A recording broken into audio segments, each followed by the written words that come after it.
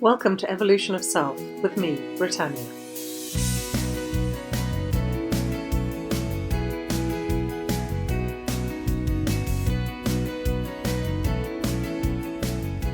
So it seems that a lot of these episodes are going to be about conversations I've had with people because I love having really interesting conversations with people because it sparks my imagination, it sparks ideas, and it inspires me. So this is another inspired episode from a conversation I had with somebody recently. And this particular conversation, the lady I was speaking to works with big organisations and organisational change. And what she was saying was that the initial spark for change can start from something small or something that you wouldn't think is significant. And it's interesting because it made me realise that I've experienced change in my own life, not because I was trying to change somebody or do something for somebody else, but because I wanted to experience something myself. I wanted to overcome a fear that I had. As I'm sure I've mentioned many times, I'm dyslexic. And years ago, one of my greatest fears was reading something out loud in front of a group of people. But not necessarily anything. I could read things that I'd memorised or that I'd learnt, but my fear was reading something I hadn't prepared for, something I didn't know. And like with many things, the more you fear it, the worse it gets. So for me, I had a real anxiety about it, which meant that when I did stand up to read something I hadn't read before, my heart rate would increase. My attention wasn't as focused on what I was reading, so I'd make more mistakes, which would make me more anxious, and so on and so forth. So I was in a situation where there must have been about 40 or 50 people. We were all at a seminar, and the person leading the seminar asked, we had sort of workbooks that we were going through as well.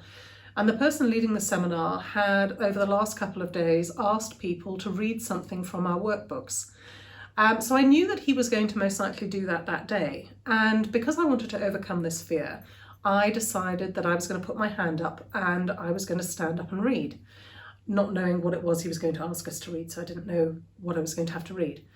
And then I did it. And I remember thinking to myself, just read slowly, don't rush, take your time. And I had all this whole conversation going, and it actually went really well. It went well because I'd learnt a lot between when I used to get sort of really anxious about it and that time, but it was a really positive experience for me.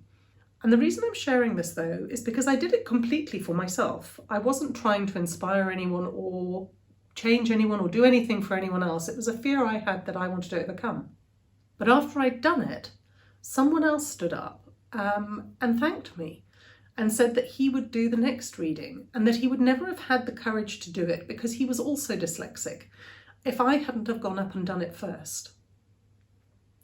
And I suppose this is why I want to share this story with you, because although the conversation I had with my friend was about organisational change and making those small changes that don't always seem important but are very necessary, and so it made me realise that courage is an incredibly important component to change, and that when we make changes, even though we might not know the implications for those, they can have a ripple effect.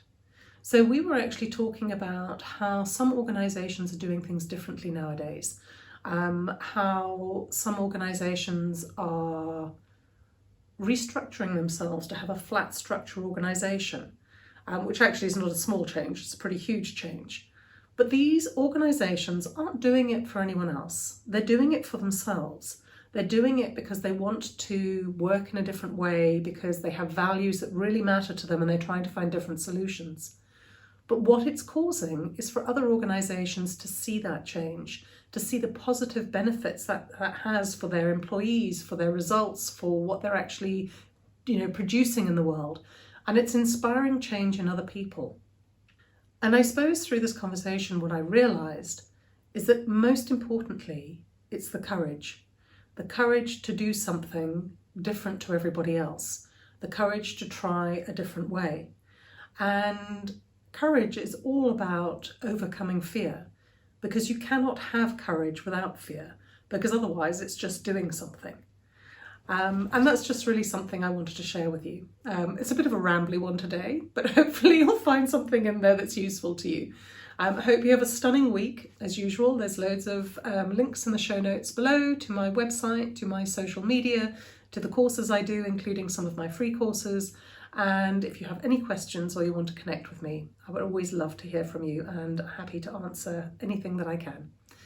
Lots and lots of love from me. Have a fabulous week. Bye-bye.